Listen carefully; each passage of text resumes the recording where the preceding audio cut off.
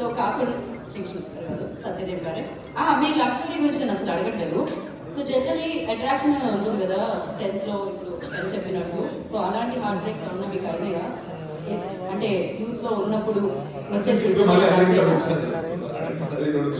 మీ voice పడిపోయి ఉంటారండి ఒక 15 మంది. నేనే పడిపోతానండి ఆ వాయిస్ అప్పుడప్పుడు విని. పడిపోలేదు.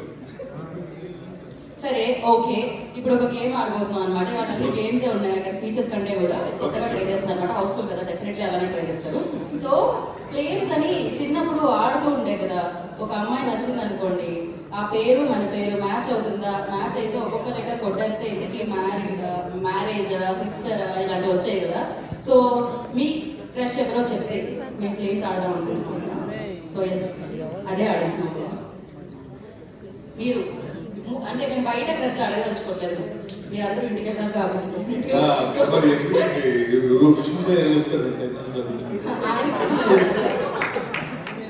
ఆయన కూడా చెప్పరు. బట్ సెలబ్రిటీ క్రష్ చిన్న గ్రీటింగ్స్ పెట్టుకోవడం బుక్ లో. సెలబ్రిటీ క్రష్ నాకు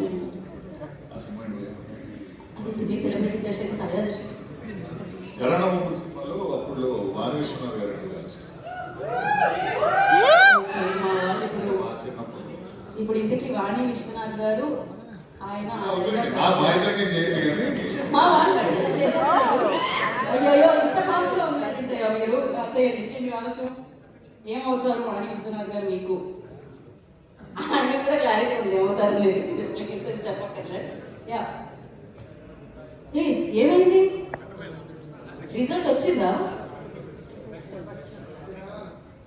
ఎఫెక్షన్, మీకు ఒక ఎఫెక్షన్ ఉంది ఆవిడంటే.